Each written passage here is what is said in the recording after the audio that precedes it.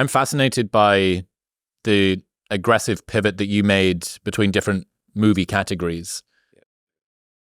And that requires, I think, a lot of courage and hope and self-belief and faith in order to let go of something good for the chance at something that you think could be great. Yeah.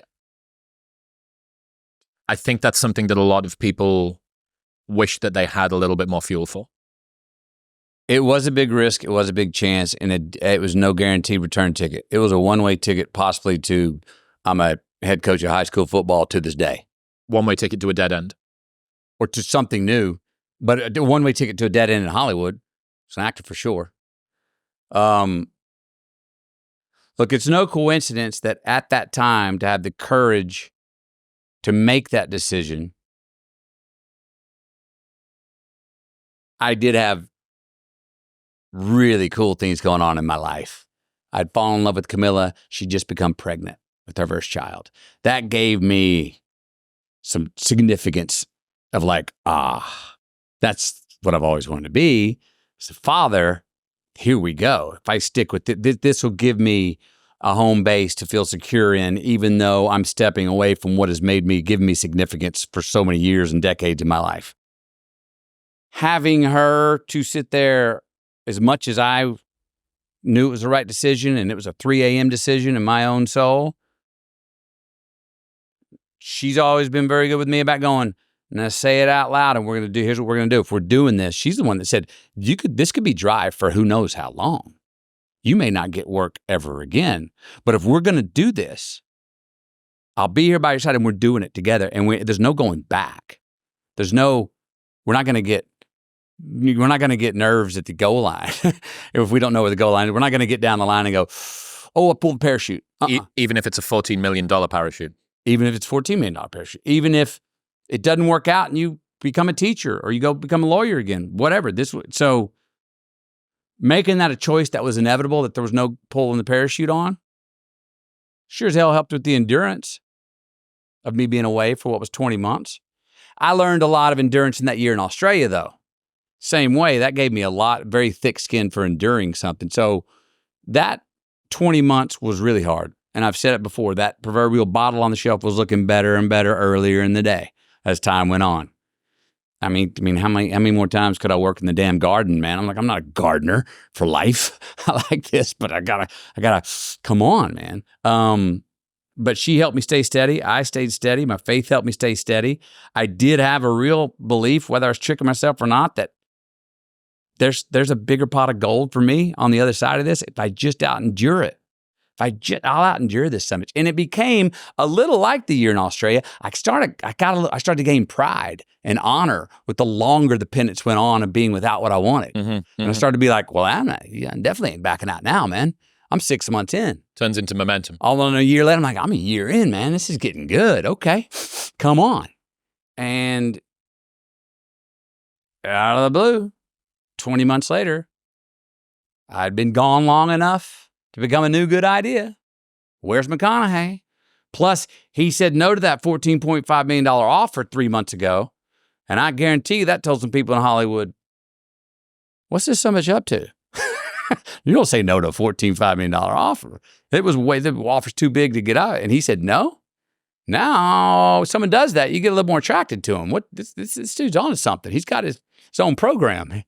He's playing offense on something. He's not just regressing. And I think that also sent a bit of a signal, this is my hunch, through Hollywood. And then the fact that it was just honestly 20 months, almost 2 years later, where's McConaughey? We haven't seen him in a rom-com. We haven't seen him on the beach, shirtless. Where is he? He hadn't shown up in front of our faces anyway. I don't even know what he's doing. Does anyone know what he's doing? Do you fear, or did you fear not being sufficiently prolific, not being sufficiently sort of front of stage, keeping your name out there? What if somebody else takes that place of me? What if I become irrelevant? What if people forget? I didn't have any fear of anyone taking the place, because my place at that time was rom-com king. And I was sure, I was like, I'm good. I've done enough of those right now. I don't need another one of those right now. I don't want another one of those right now. If someone steps in to take the place, bravo. I always like to say I took the baton from Hugh Grant And then I had my time, and I was like, Who do you think you threw it to? I don't know. The rom-coms are not, they're definitely not as healthy of a genre now as they were then. We were rolling in the rom-coms. They were like can't missers, man. They're medium budget, 30, 35 mil. So the studio's not blowing their wad on the budget. They come out, they make good money. Studios make good money. I mean, all of them kind of worked. Even the ones that didn't work as well kind of worked. Yep. Huge potential audience. Everybody can go see it. Repeats on Valentine's Day. Come on.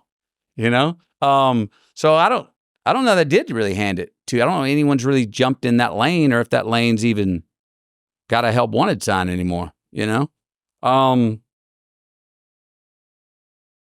I feel the irrelevance? Sure, I felt the unease of irrelevance. I mean, but then I became irrelevant. I mean, it got to the point where I knew I was irrelevant.